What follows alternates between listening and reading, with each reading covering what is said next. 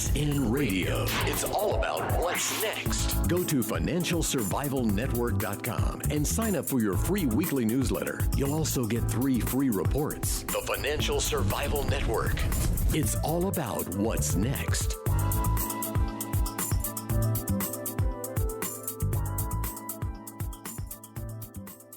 Welcome. You're listening to the Financial Survival Network. I'm Kerry Lutz, and we're all about entrepreneurism here, taking control of your destiny, not waiting for the economy to get better, and not waiting for the tide to lift all boats, including yours.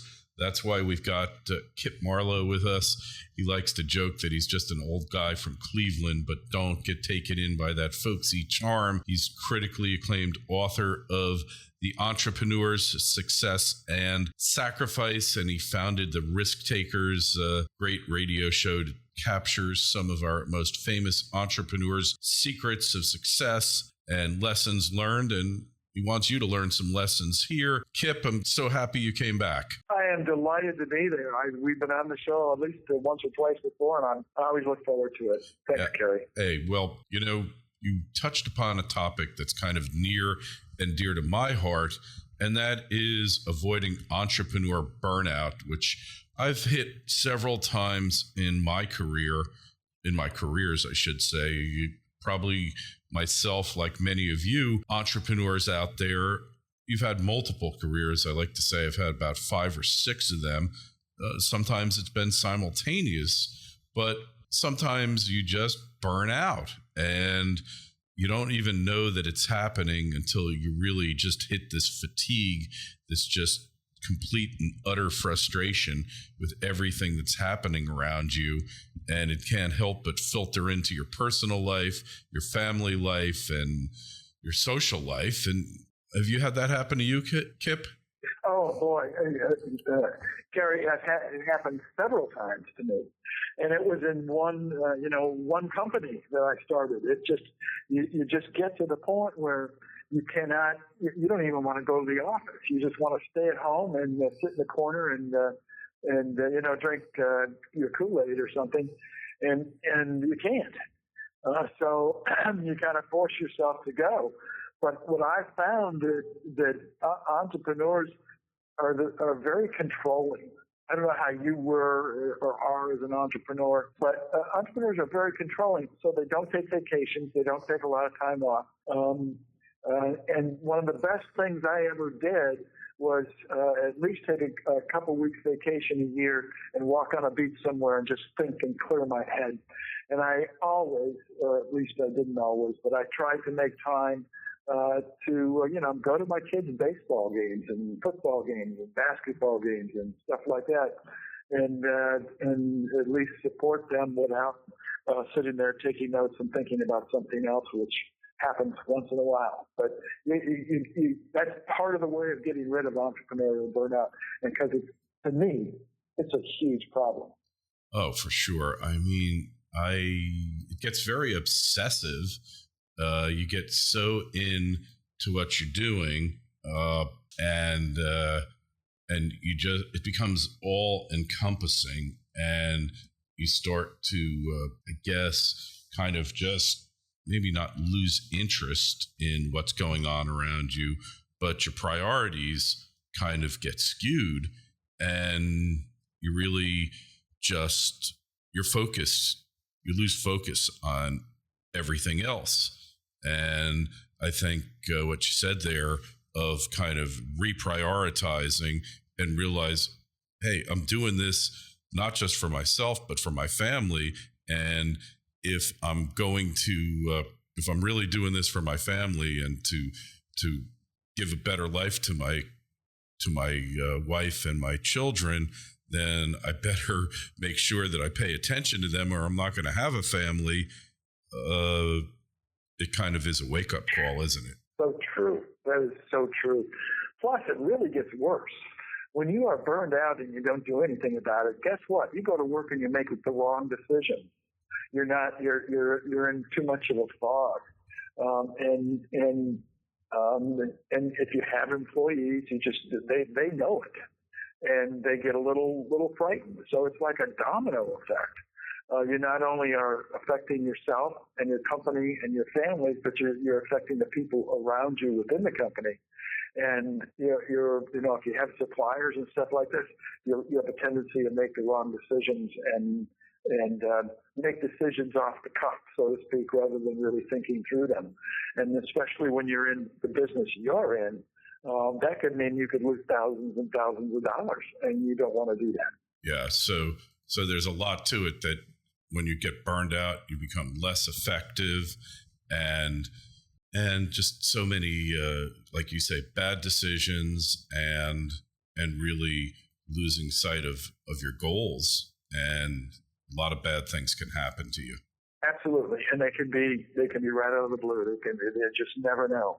It's the worst thing is neglecting your family, and the second worst thing is making bad decisions at work, and both of those things happen when you're just burnt out. You're tired. You're emotionally spent. You just can't do that. You got to walk a beach someplace, and you can do that being from where you're from.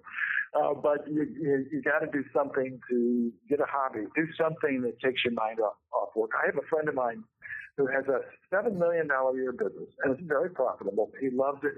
And his stress relief is he has a motorcycle that he's rebuilding in his office.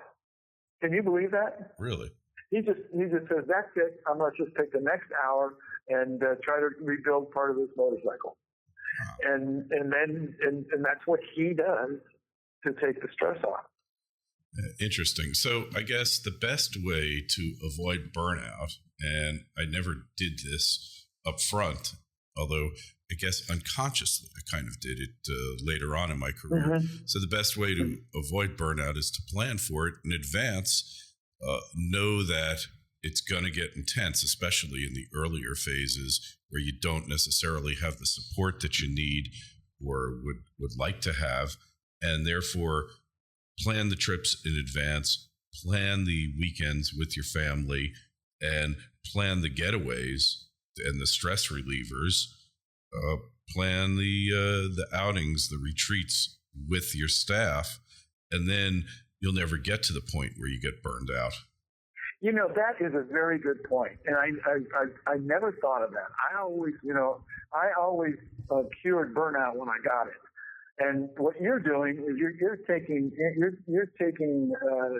a different route. I think it's a great idea, and for your listeners, it's a real lesson learned. Is avoid burnout by scheduling those trips, by scheduling those things with your family, by scheduling that walk on the beach. Before burnout arrives, and I think that is very, very important. You've got a very good point, Kerry. Yeah, I definitely agree, and this is common. I think every entrepreneur has had these bouts of burnout, haven't they? Oh, absolutely, no question. And part of the burnout is self-inflicted. Maybe you just have a propensity emotionally to get drawn down, and you have to find a way to get up. But also part of the burnout is, for example, I had a patent, and it was a product on the market. I sold it in 7 countries, obviously including the United States, and it was a medical device. And some big medical device company copied it. So all of a sudden, my life changed. I had to either let them go and copy it, or I had to sue them, and I had no money to sue them. But I did anyway because my attorney was nice enough to take $2,000 a month for the rest of my life. Attorneys are like that. Yeah, it was great. Fortunately, the case only lasted 8 weeks because we did it in federal court, and they gave in, and they didn't stop making the product, but they gave us a royalty for what they were selling, which is fine with me. So it worked out. It was a win-win for us, certainly, but that can create so much emotional strain. We were a $7 million company, Kerry, going up against a $2 billion company. Who's going to normally win that? Whether you're in the right or not, you're normally not going to win that unless you just stand your ground and draw that line in the sand. And dare I use a red line phrase, that you draw that line in the sand and go for it. But boy, that can really emotionally drain you, and it takes you away from some of the other things you're supposed to be doing with your company. Yeah, well, being an entrepreneur is truly being on a roller coaster. There are moments of pure joy and ecstasy, and then there's moments of terror where you're just sure you're going to fail. And then there's just these straightaways that are just kind of, you just go through the motions and you don't know what you're doing. And that's true. And yeah. if you just know that this is the way it's going to be in advance, especially when you've done it as many times as you and I have done it, sure, right? Sure. You just know it, right? And yeah, you do.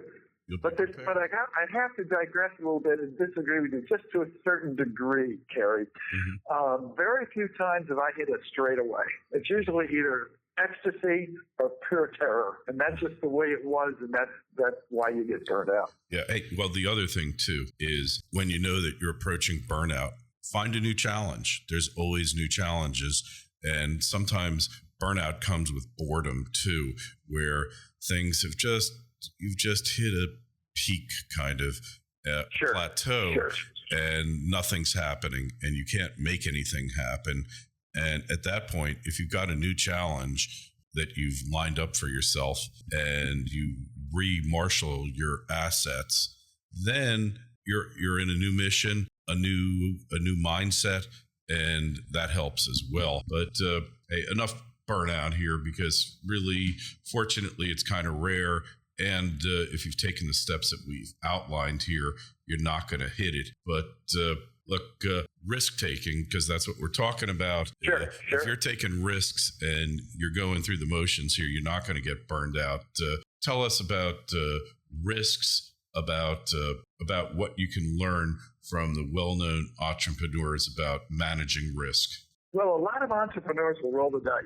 They'd be like gambling. They're the old. A lot of the entrepreneurs are the old cowboys of the American West. They just get on their horse and they put their guns on and they go. But there's an awful lot out there that take a calculated risk. I had somebody that I interviewed in the book that was a banker, and her name's Sharon Ward, and she's just a wonderful lady, wonderful family. But she had this idea for how to move seniors from their homes into assisted living or something like that, and how to work with the families that many times are out of town. And so the families don't have to take the burden of moving. She does it for them.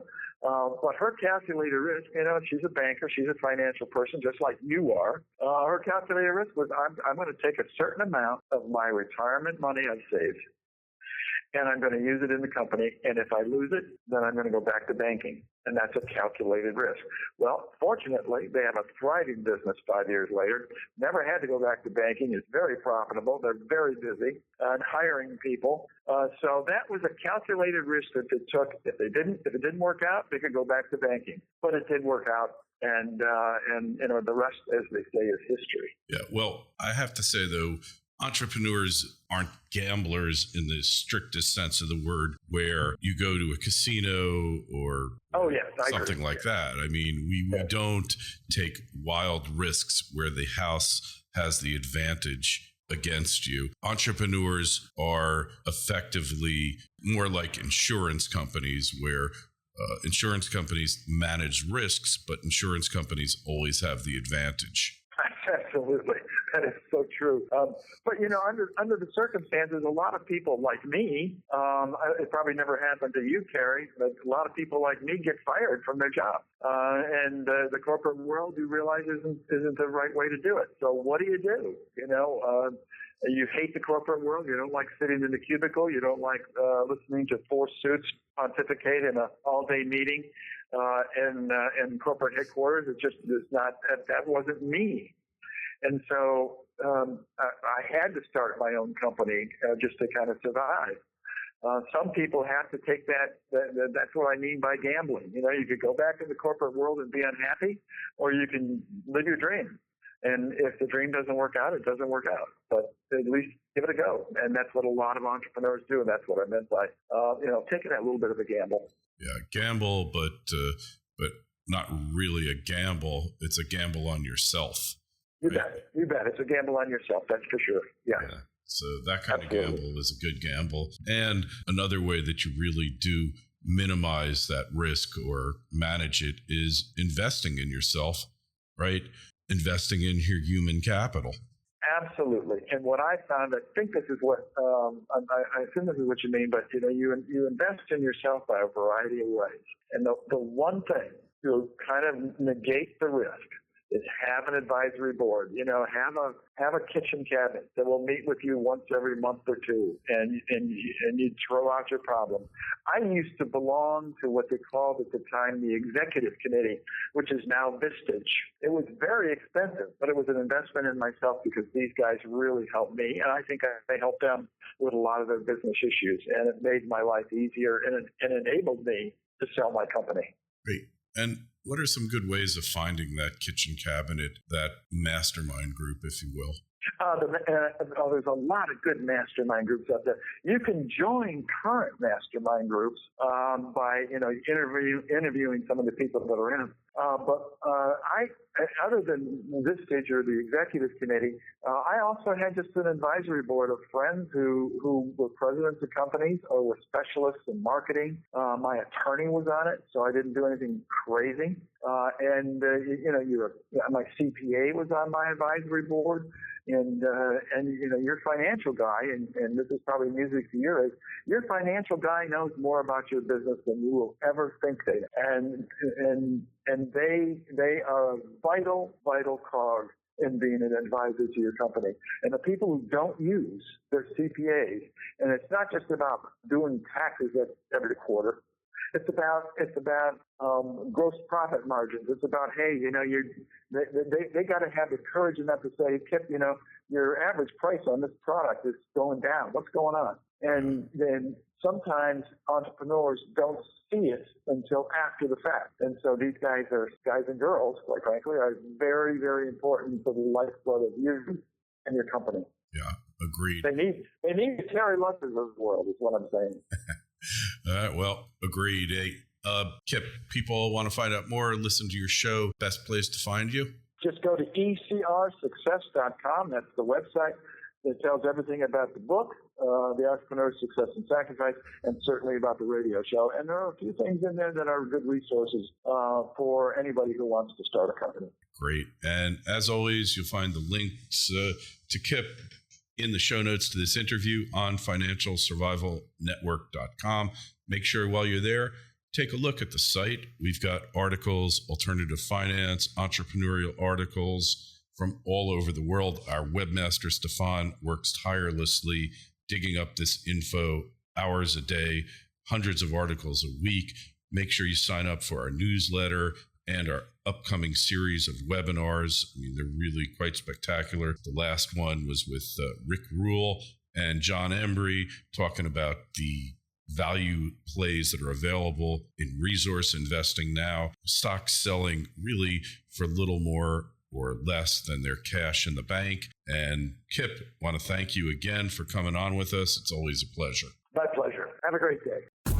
FSN Radio. It's all about what's next. Go to financialsurvivalnetwork.com and sign up for your free weekly newsletter. You'll also get 3 free reports. The Financial Survival Network. It's all about what's next.